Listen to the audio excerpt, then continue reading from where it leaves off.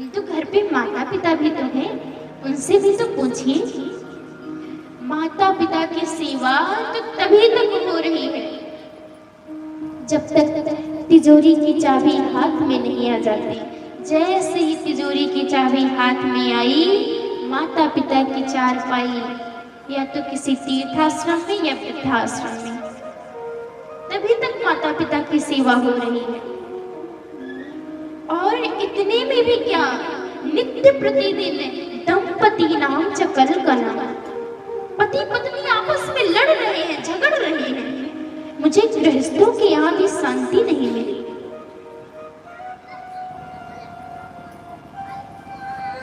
जब मुझे गृहस्थों के यहाँ शांति नहीं मिली, तब मैंने विचार किया चलो वृंदावन की ओर चलकर देखते हैं।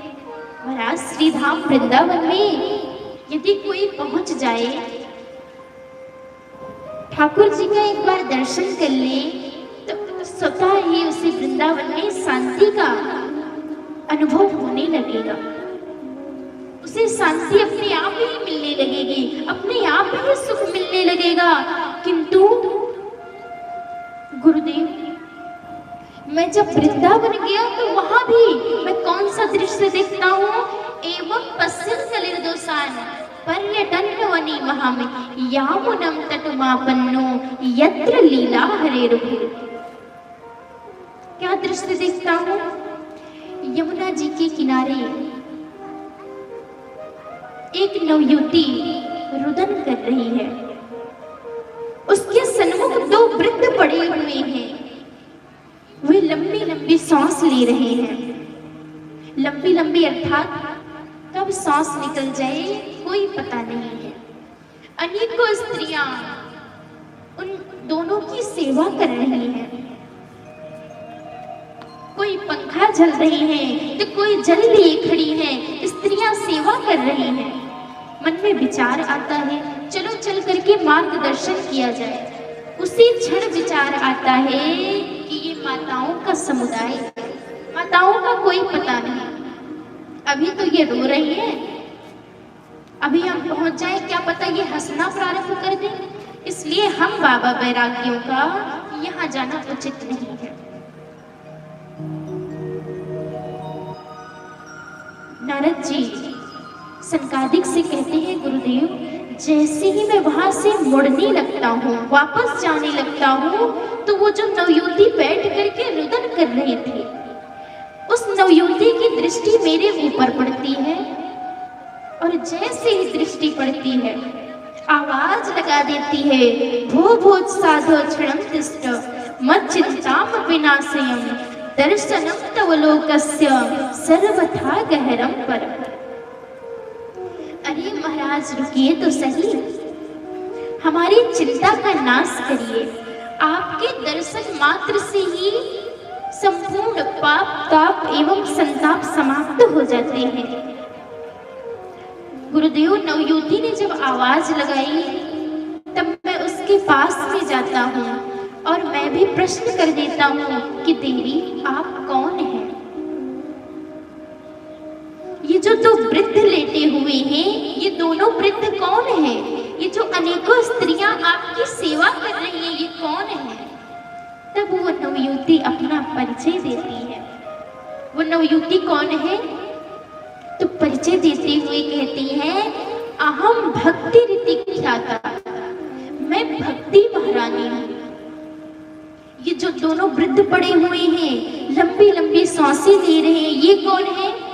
इमो में तनयो मतो, ये दोनों मेरे पुत्र हैं। ज्ञान वैराग्य नामानो काल योगेन जर्जरो, इन दोनों के नाम है ज्ञान और वैराग्य।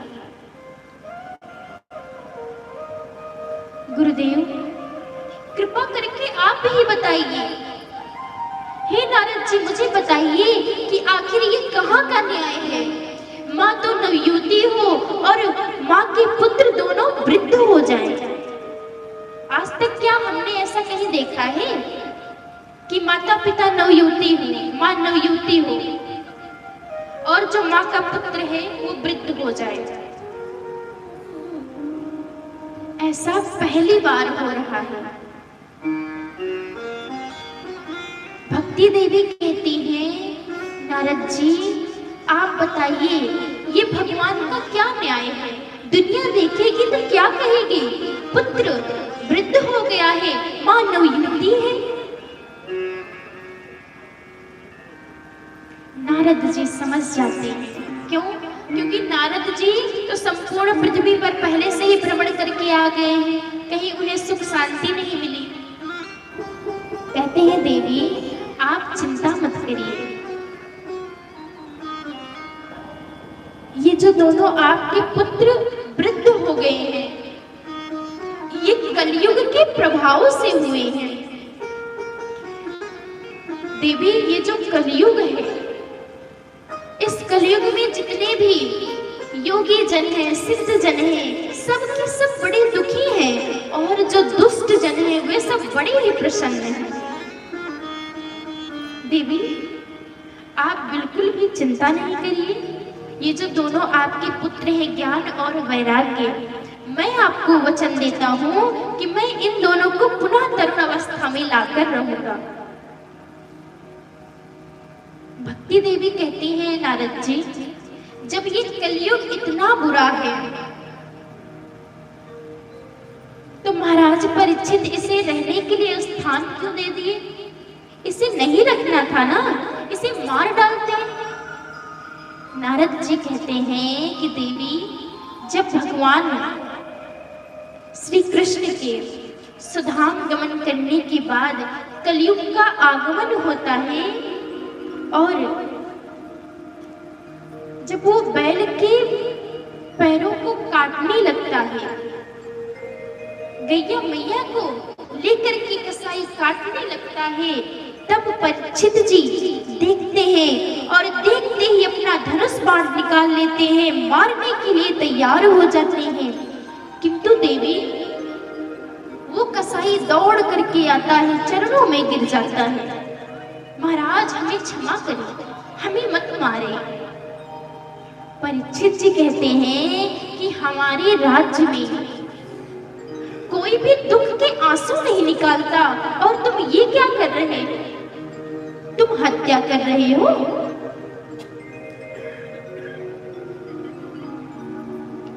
तुम कौन हो? कसाई कहता है कि मैं कलयुग हूं।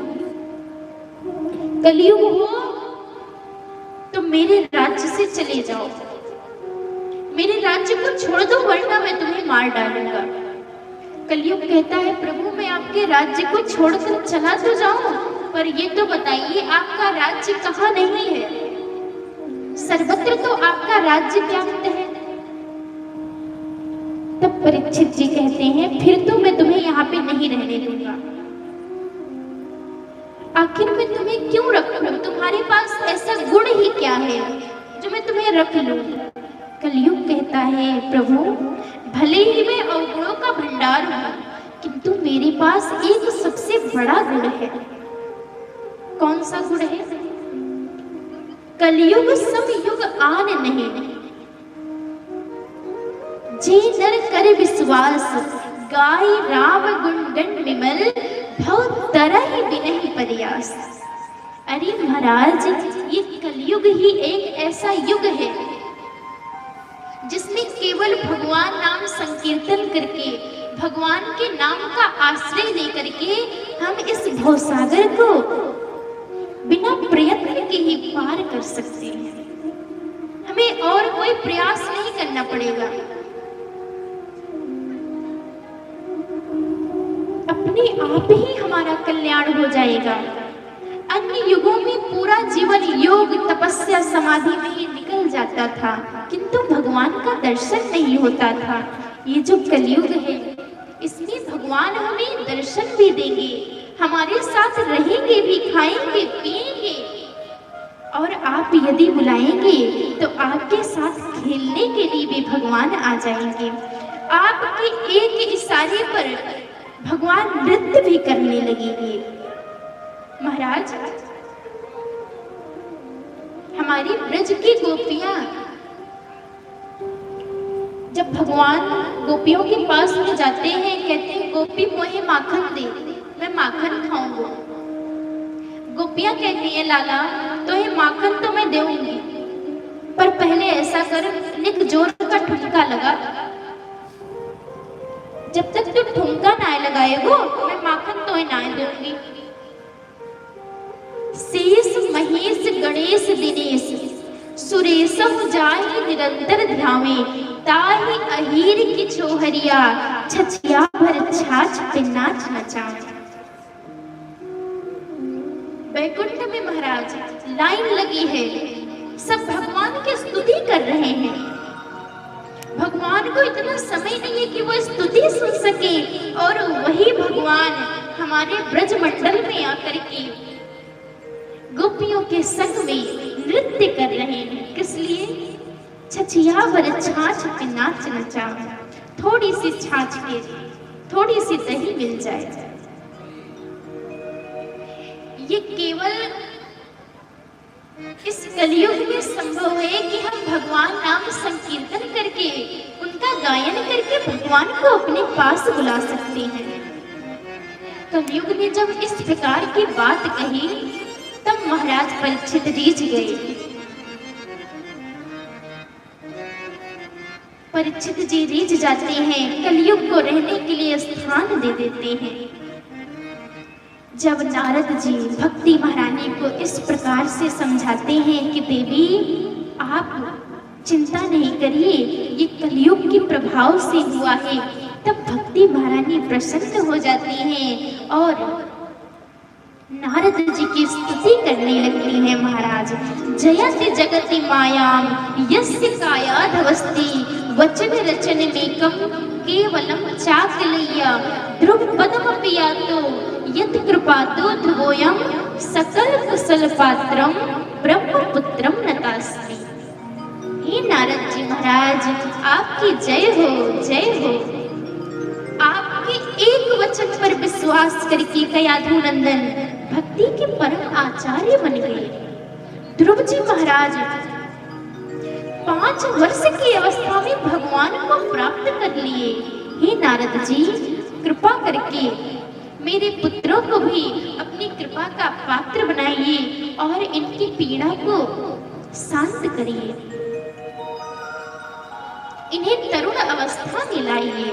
नारद जी भक्ति महारानी को समझाते हैं, देवी आप बिल्कुल भी चिंता नहीं करिए, आप तो केवल भगवान के चरणों का ध्यान करिए। अरे वो ठाकुर जी कहीं चले थोड़ी ना गए हैं, जिन्होंने कौरवों की कुत्सित सभा से देवी द्रौपदी की रक्षा की हुई कहीं चले थोड़ी ना गए हैं। स कृष्णा क्वापि नो गता, वे आज भी हम सबके मध्य में विराजमान हैं। आप उन्हीं ठाकुर जी का, उन्हीं ब्रज के लाला का वंदन करिए,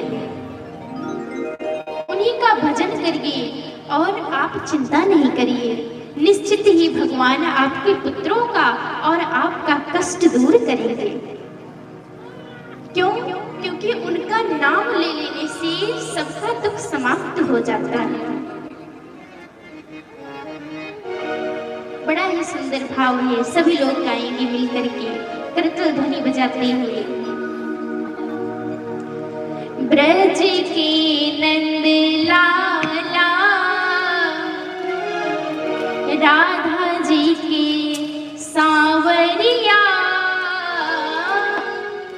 सब दुख दूर हुए जब तेरा नाम लिया। सब दुख दूर हुए जब तेरा नाम लिया। ब्रज के नंद लाला राधा जी के सांवरिया, सब दुख दूर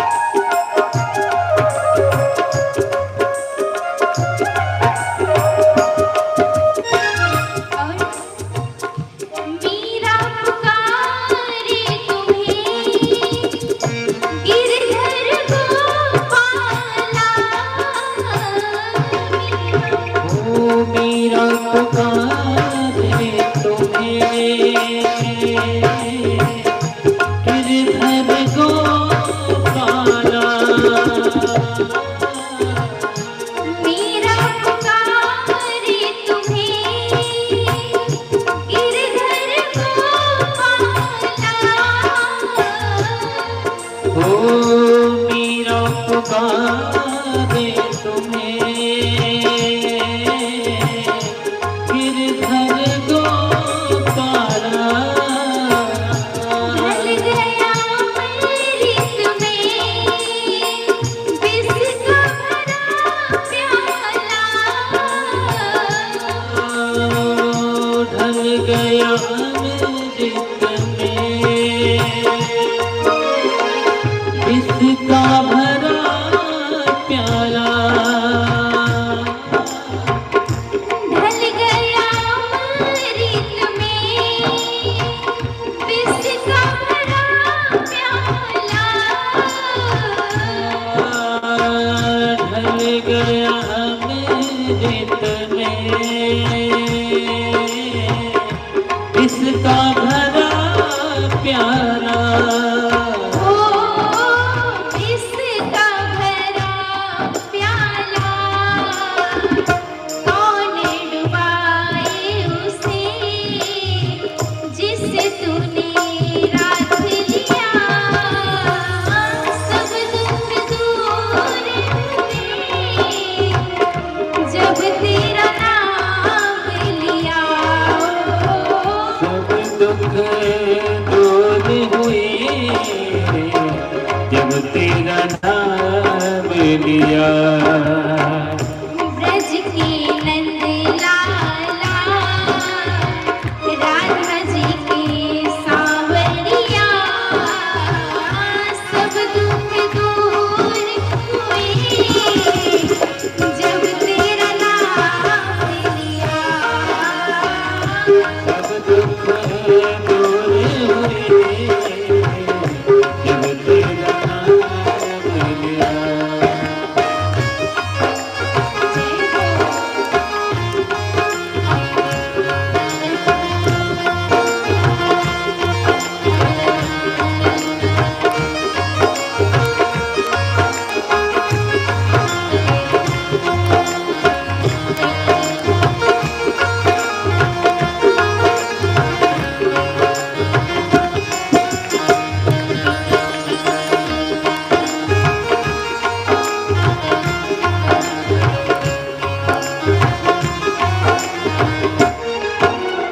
और जब तेरे गोकुल में आई विपदा भारी। जब तेरे गोकुल में आई विपदा भारी। जब तेरे गोकुल में आई विपदा भारी। ओ जब तेरे गोकुल में आई विपदा भारी।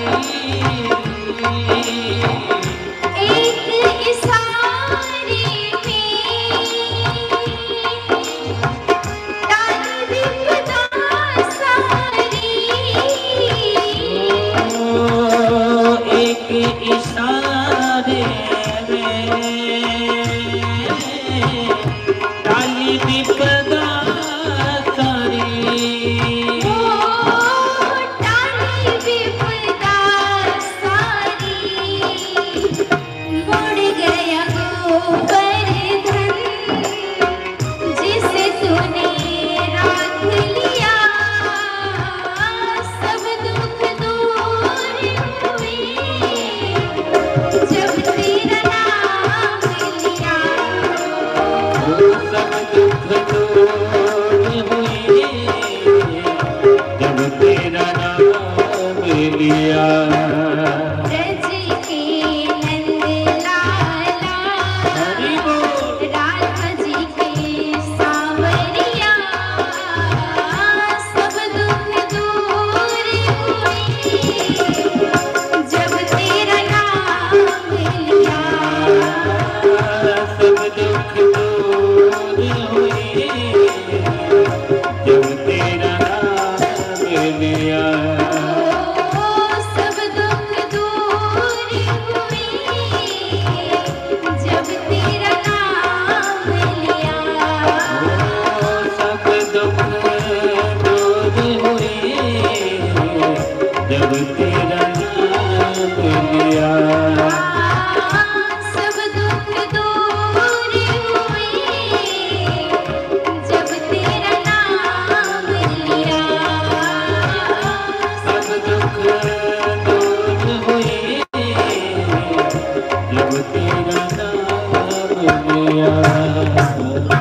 बोलिए कृष्ण कन्हैया लाल की जय हो। भक्त वत्सल भगवान की जय हो।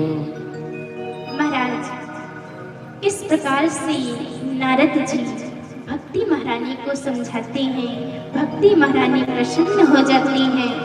तब नारद जी ज्ञान वैराग्य के पास में जाते हैं और उनके कानों में वेद वेदांत घोषश्च गीता पाठर विबोधितम, वेद वेदांत का और गीता जी का पाठ करना प्रारंभ कर देते हैं। जब तक पाठ चलता तब तक तो ज्ञान वैराग्य की मूर्छा दूर रहती, जैसे ही पाठ विश्राम होता पुनः मूर्छित होकर गिर जाते।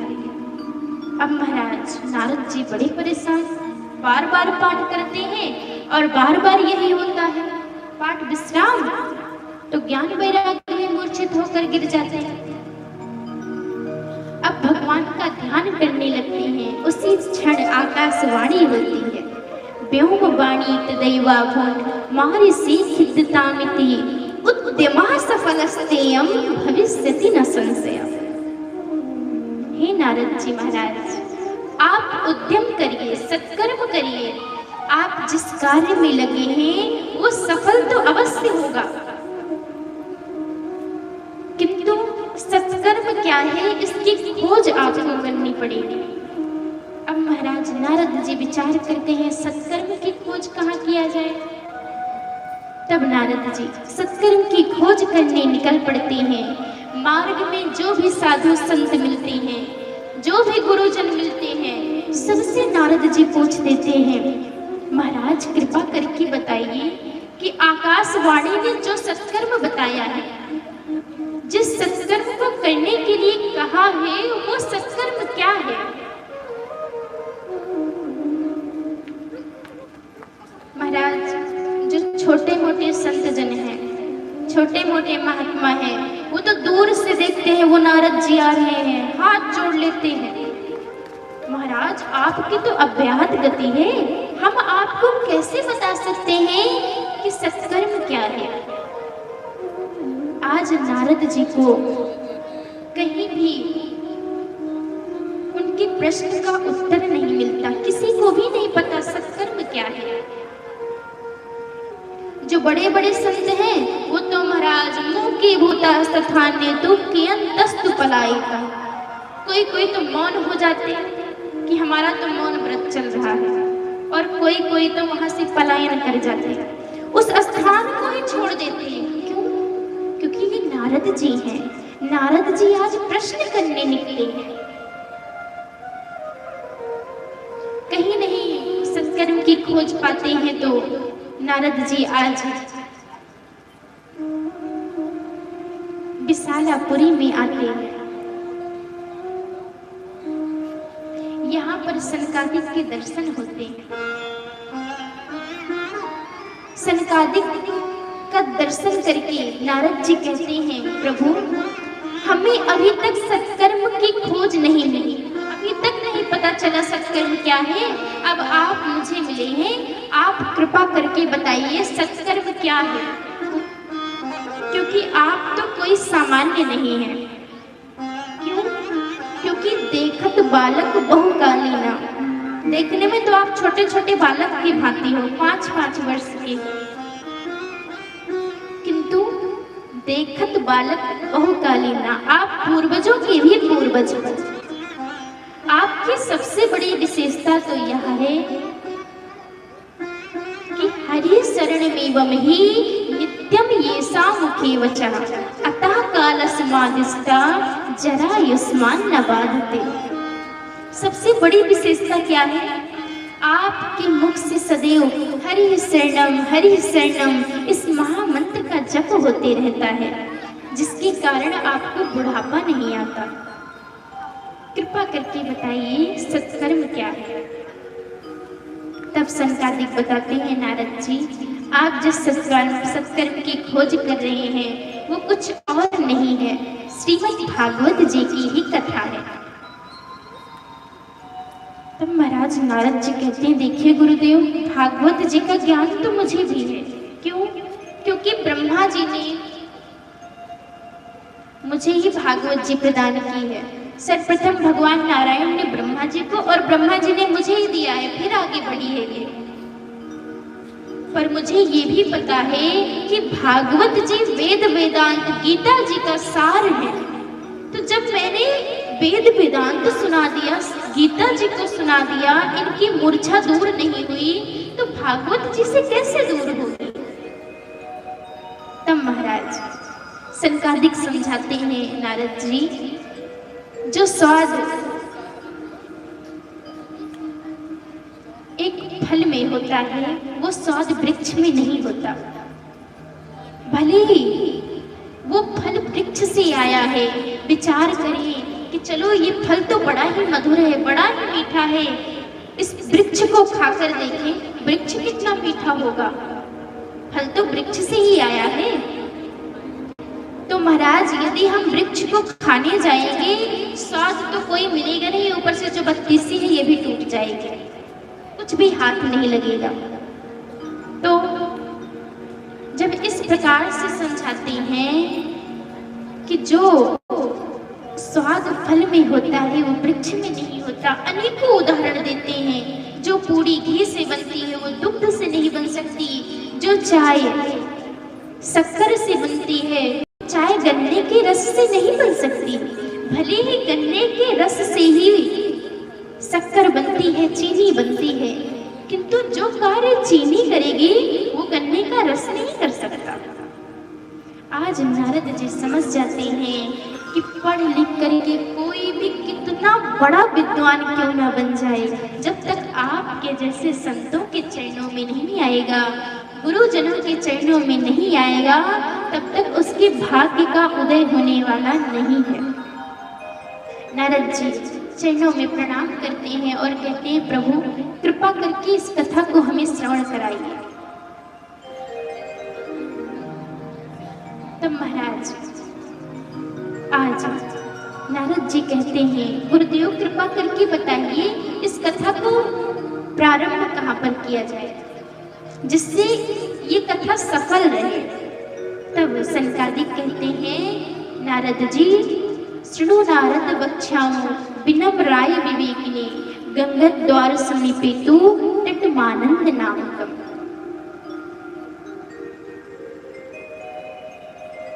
हरिद्वार में गंगा जी के पावन तट पर आनंद नाम का घाट है, वहीं पर इस कथा को प्रारंभ करना चाहिए, जिससे जो गृहस्थ हैं और जो भगवत भक्त हैं उन सबको इस कथा का लाभ मिल सके। कथा यहाँ पर प्रारंभ होती है, भागवत जी की महिमा का वर्णन चल रहा है। अभी भागवत जी सुनाई नहीं जा रही है, केवल महिमा गाई जा रही है। सनकादिक कथा कहना प्रारंभ करते हैं, नारद जी व्यास मंच बनवाते हैं, सनकादिक विराजमान होते हैं। अब चारों भैया सनत, सनंदन, सनातन और सनत कुमार ये सनकादिक कथा प्रारंभ करते हैं। कहते हैं, नारद जी भागवत जी की बड़ी महिमा है, जो भी व्यक्ति भागवत जी को पढ़ता है, सुनता है, उसका कल्याण होना सुनिश्चित है।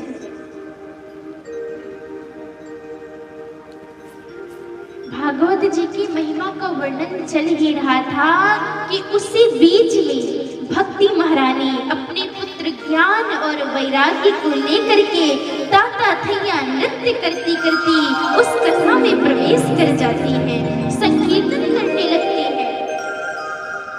श्री कृष्ण गोविंद हरे मुरारी नाथेति नामानि मुहुर्वदन्ति। महाराज संकीर्तन करते हुए सबके मन को मुग्ध करने लगती हैं। अब जितने भी श्रोता वहां पर बैठे थे उन श्रोता समुदाय में चर्चा होने लगती है, ये कौन है, कहां से आ गई। कथम प्रविष्टा कथमार्गतेयम, कहां से आई है।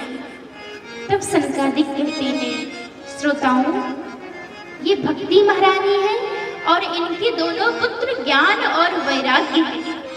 कथा मृत के प्रभाव से ज्ञान वैराग्य की मूर्छित अवस्था समाप्त हो जाती है, गायब हो जाती है, ज्ञान वैराग्य तरुण हो जाते हैं। और भागवत जी की कथा में ताता थैया करते करते तीनों नृत्य करने लगते हैं। सूत जी कहते हैं, ऋषियों, इस प्रकार से नारद जी ने 7 दिन तक बैठ करके इस श्रीमद् भागवत की कथा को श्रवण किए। महाराज, जो ज्ञान वैराग्य वृंदावन में मूर्छित अवस्था में पड़े थे, यमुना जी के तट पर मूर्छित अवस्था में पड़े थे, भक्ति महारानी रुदन कर रही थी, वही भक्ति महारानी ज्ञान वैराग्य इस कथामृत के प्रभाव से आज ताता थैया नृत्य कर रही हैं। क्या सुंदर दृश्य होगा वो। तो विचार करिए, ये भागवत जी कितनी महान है, हम सब पर कितनी दया करती है, कितनी कृपा करती है। इसीलिए हमें भागवत कथा को श्रवण करना चाहिए, सदा सेव्या, सदैव श्रवण करना चाहिए, कभी नहीं त्याग करना चाहिए। बस पता चल जाए कहीं कथा हो रही है, निमंत्रण आया है नहीं आया है, भले ही दुश्मन के घर चल रही है, पर वहां पे चल क्या रहा है? भगवान के नाम की महिमा चल रही है, भगवान की कथा चल रही है। आपको अवश्य जाना चाहिए। इस प्रकार से महाराज भागवत की कथा को सुनकर के ज्ञान वैराग्य तरुण अवस्था को प्राप्त होते हैं। बोलिए श्रीमद् भागवत महापुराण की, भक्तवत्सल भगवान की। आइए महाराज, कुछ क्षण के लिए हम लोग अपने मन को लेकर के वृंदावन की ओर चलेंगे। तत्पश्चात आरती प्रसाद अपने अपने गंतव्य के लिए प्रस्थान करेंगे। देखिए, आज कथा में विलंब हुआ, इसलिए कथा कुछ लेट तक चली, किंतु कल से कथा अपने ही समय पर होगी। जो समय निर्धारित किया गया है उसी समय पर आप सभी आइए और कथा को श्रवण करिए, कथा का पूर्ण लाभ उठाइए। आइए सभी लोग बड़े ही मस्ती में करतल ध्वनि को बजाते हुए अपने मन को श्रीधाम वृंदावन की ओर ले चलेंगे। देखिए महाराज, शरीर से तो वृंदावन अभी जा सकते हैं कि नहीं, अभी ठाकुर जी बुला रहे हैं कि नहीं, कुछ पता नहीं है। किंतु ठाकुर जी शरीर से नहीं बुला रहे, हम नहीं जा पा रहे, पर मन से तो जा सकते हैं। ठाकुर जी मन को तो नहीं रोक सकते, तो अपने मन को लेकर के वृंदावन की ओर चलेंगे और भगवान से मनाएंगे, प्रार्थना करेंगे कि हमारी सारी उम्र वृंदावन में ही बीते, वहीं पर हमारी मृत्यु हो। क्यों?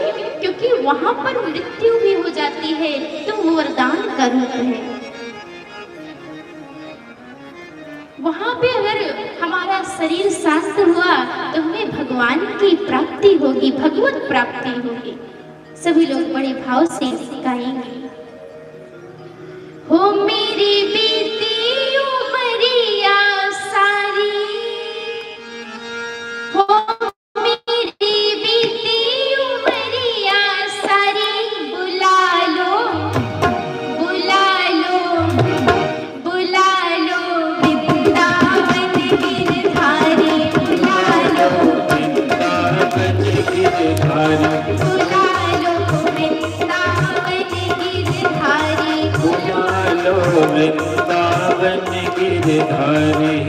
हो मेरी बीती उमरिया सारी, हो मेरी बीती उमरिया सारी, हो मेरी बीती उमरिया सारी, तू मेरी बीती उमरिया सारी। बुला लो बुला लो बुला लो वृंदावन गिरधारी, बुला लो वृंदावन गिरधारी, बसा लो वृंदावन गिरधारी, बसा लो वृंदावन गिरधारी। सभी लोग दोनों हाथ उठाएंगे, मीठी मीठी गाने एक साथ।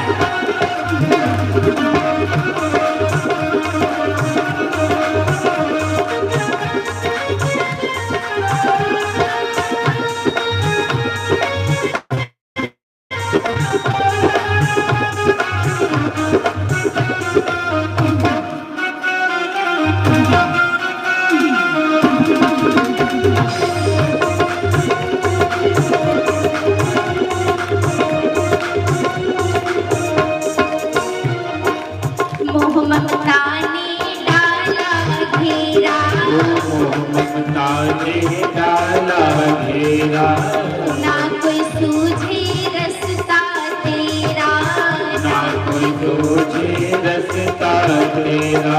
मोह ममता ने डाला घेरा, ममता ने डाला घेरा, ना कोई सूझे रास्ता तेरा, ना कोई सूझे रास्ता तेरा।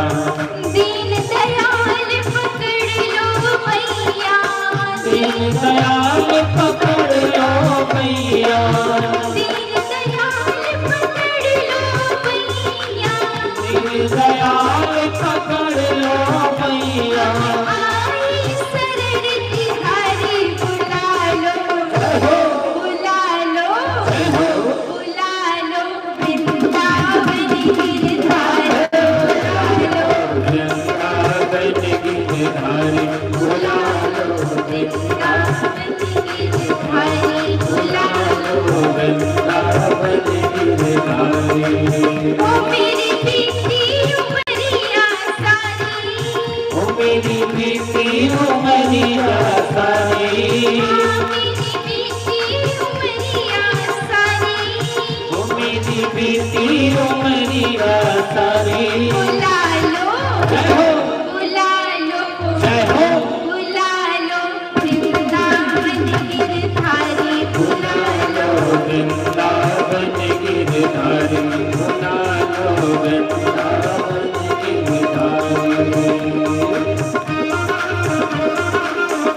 बोलिए वृंदावन धाम की, बांके बिहारी लाल की। जय हो,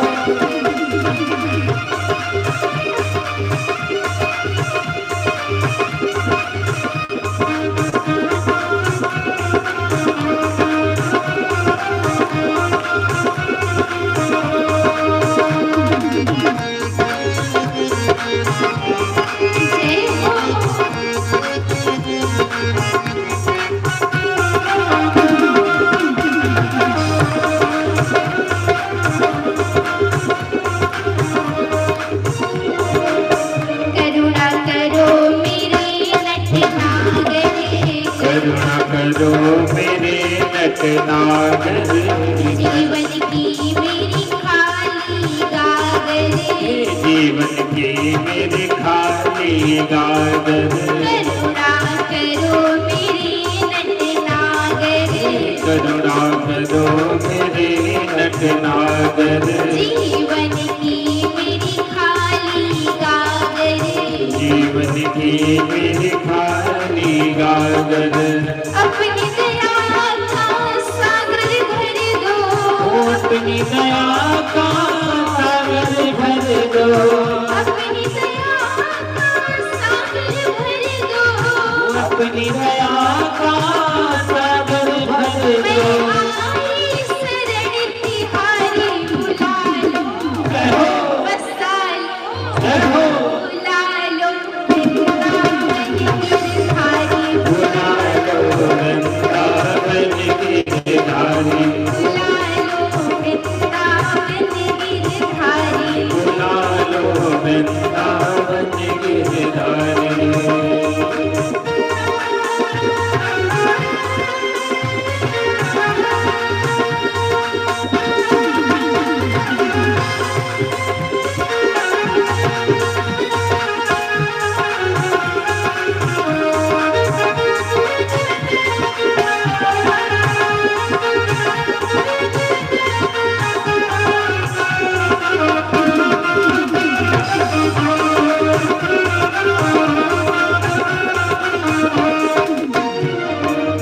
दीन जान ठुकरा नहीं देना, दीन जान ठुकरा नहीं देना, अपनी चरण कमल रज देना, अपनी चरण कमल रज देना। दीन जान ठुकरा नहीं देना, दीन जान ठुकरा नहीं देना, अपनी चरण कमल रज देना, अपनी चरण कमल रज देना। युगों युगों से खोज रही हो, युगों युगों से खोज रही रही हो, युगों युगों से खोज रही हूँ, युगों युगों से खोज रही अब हो। दर्शन दो गिरधारी, बुला लो, जय हो, बुला लो, जय हो। बुला लो वृंदावन गिरधारी, बुला लो वृंदावन गिरधारी, बुला लो वृंदावन गिरधारी। बुला लो वृंदावन गिरधारी। हो मेरी बीती उमरिया सारी, ओ मेरी बीती उमरिया सारी, हो मेरी बीती उमरिया सारी। ओ मेरी बीती उमरिया सारी। उठाइए दोनों हाथ, उठाइए दोनों हाथ। मीठी मीठी तालियों के साथ सभी लोग भगवान से प्रार्थना करेंगे। बुला लो जय हो। वृंदावन गिरधारी, बुला लो वृंदावन गिरधारी, बुला लो वृंदावन गिरधारी, बुला लो वृंदावन गिरधारी, बसा लो वृंदावन गिरधारी, बुला लो वृंदावन गिरधारी, बुला लो वृंदावन गिरधारी। बुला लो वृंदावन गिरधारी। हो मेरी बीती उमरिया सारी, ओ मेरी बीती उमरिया सारी, हो मेरी बीती उमरिया सारी। मेरी बीती उमरिया सारी। बुला लो, जय हो, बुला लो, जय हो। बुला लो वृंदावन गिरधारी, बुला लो, वृंदावन गिरधारी, बसा लो वृंदावन गिरधारी। बसा लो वृंदावन गिरधारी। सभी लोग संग में गाएंगे मिल करके। राधा राधा राधा राधा,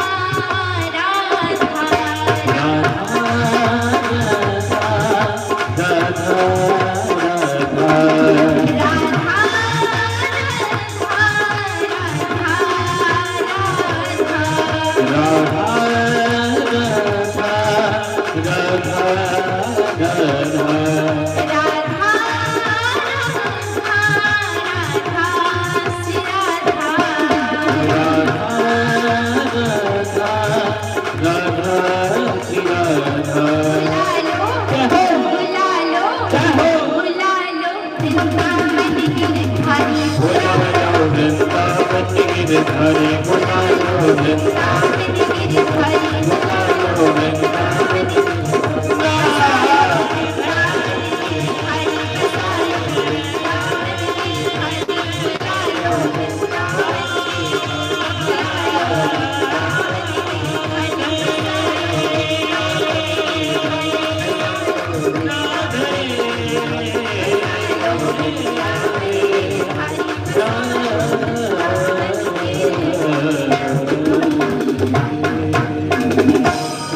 बोलिए कृष्ण कन्हैया लाल की, वृंदावन बाके बिहारी लाल की, राधा रानी सरकार की, श्रीमद् भागवत महापुराण की। आइए सभी लोग अपने अपने स्थान पर खड़े हो जाएंगे, भागवत भगवान की दिव्य मंगलमयी आरती को करेंगे। तत्पश्चात आरती प्रसाद लेकर के अपने अपने गंतव्य के लिए प्रस्थान करेंगे और सभी लोग कल अपने अपने समय से